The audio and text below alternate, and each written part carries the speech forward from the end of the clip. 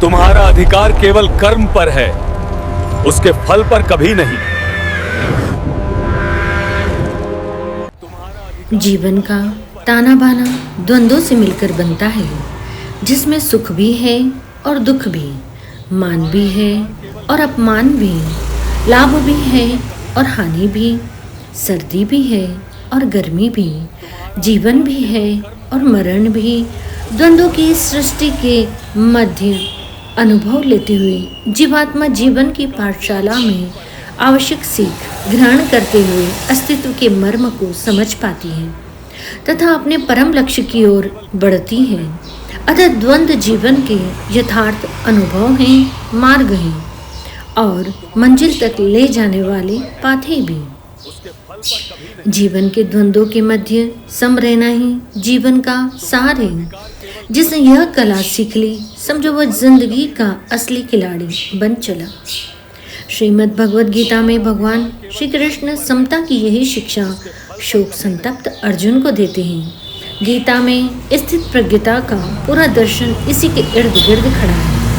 इसी जीवन दर्शन के बल पर योगीजन दुखों का हरण करने वाले योग को साधते हैं तथा जीवन में भारी से भारी संकट एवं दुख कष्ट के मध्य भी चलायमान नहीं होते, अकंपित रहते हैं। समता का यह दर्शन सुनने में जितना सरल लगता है, यथार्थ में उतना ही कठिन भी है।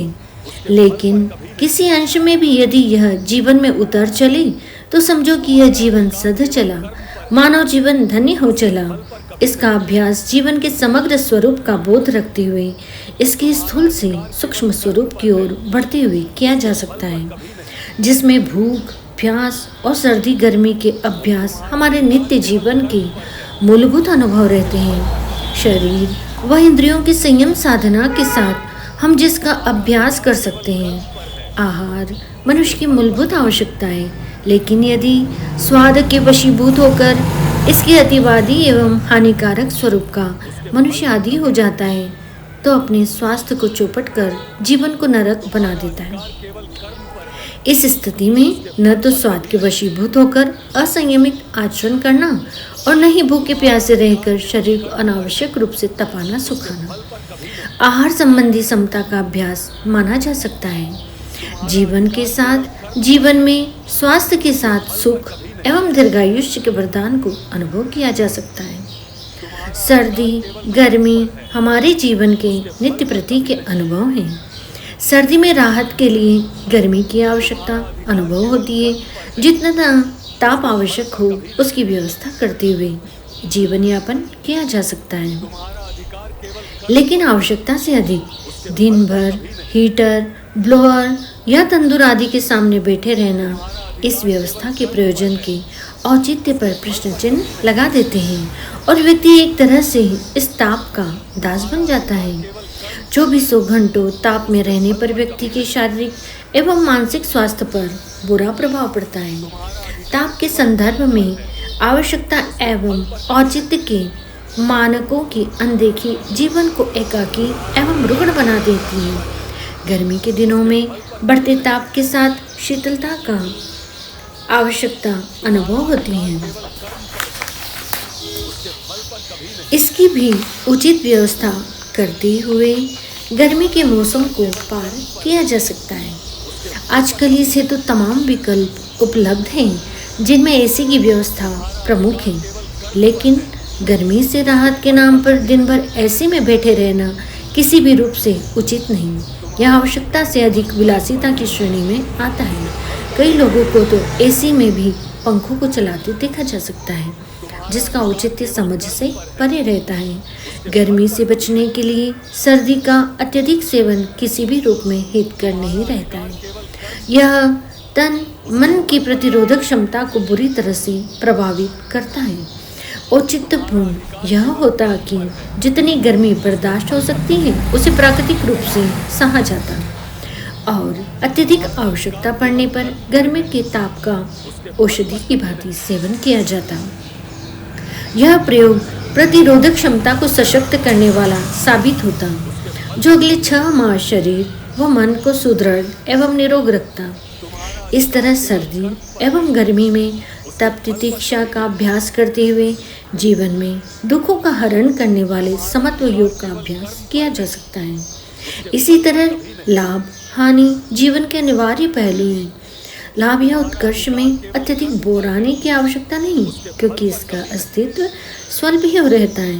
कहने का भाव है कि इस स्थिति का पूरा आनंद लें, लेकिन इनके नश्वर स्वरूप के प्रति सजग रहें। इस अवस्था में हम जितना स्थिर व सम रहेंगे, हानि में भी हमारी मनोदशा उतनी ही संतुलित व सम रहेगी।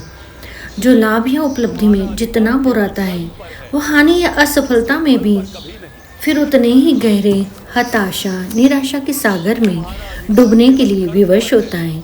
जीवन में स्थायी सुख शांति के लिए आवश्यक है कि लाभ हानि को आता जाता अनुभव मानते हुए इनके मध्य समता का अभ्यास किया जाए। हानि से आवश्यक सबक लिया जाए और लाभ में अपने पुरुषार्थ के साथ ईश्वर एवं सहयोगियों का धन्यवाद करते हुए अपने जीवन लक्ष्य की ओर बढ़ा जाए। मान अपमान के पल भी यदाकदा आते रहते हैं, जो समत्व योग के अभ्यास के पल हो सकते हैं। निश्चित रूप से मानसिक शांति एवं आंतरिक परिष्कार में इसका अभ्यास बहुत ही लाभदायक रहता है। अपमान का प्रहार सीधे हमारे अहंकार पर होता है, जिसमें व्यक्ति का तिलमिला जाना स्वाभाविक रहता है और आध्यात्मिक उत्कर्ष की दृष्टि से ये सबसे महत्वपूर्ण पल होते हैं। यदि हम इन पलों में प्रतिक्रिया के चक्रव्यूह में उलझ जाते हैं तो अपनी शांति संतुलन सब खो बैठते हैं, जबकि यदि हम धैर्य एवं साहस के साथ इन विकट पलों का सामना करते हैं तो यही हमारे आंतरिक उत्कर्ष का साधन बन जाते हैं और धीरे धीरे हम मान अपमान से ऊपर उठने की स्थिति की ओर बढ़ते हैं। इसी तरह सुख दुख जीवन के अभिन्न घटक हैं, जिनका आए दिन हमें सामना करना पड़ता है। अनुकूल परिस्थितियों में व्यक्ति प्रायः जीवन के यथार्थ को विस्मृत कर बैठता है, ईश्वर को भूल बैठता है और दुखों में भी अपने वास्तविक स्वरूप के साथ ईश्वरीय विधान के प्रति उदासीन हो जाता है। जबकि दुख को तप व सुख को योग बनाते हुए व्यक्ति जीवन के इस शाश्वत द्वंद्व से उबरने का अचूक उपाय खोज सकता है। अस्तित्व का सबसे बड़ा द्वंद्व जीवन मरण का महायथार्थ है, जिसका देर सबेर सबको सामना करना पड़ता है। यह भी ईश्वरी माया का अद्भुत प्रभाव है। जो व्यक्ति चारों ओर नित्य मृत्यु के तांडव मृत्यु को देखते हुए भी अपनी मृत्यु के प्रति प्रायः आश्वस्त रहता है, उसे प्रतीत होता है कि जैसे उसकी मृत्यु कभी होने वाली नहीं। तभी तो वह वर्तमान से अधिक भविष्य की नित्य नई कल्पनाओं स्वप्नों व संकल्प सृष्टि में जीते हुए व्यस्त देखा जा सकता है। लेकिन मृत्यु का महासत्य किसी भी पल दस्तक दे सकता है। ऐसे में तत्क्षण पूर्ण विराम की स्थिति व्यक्ति की नियति बन जाती है।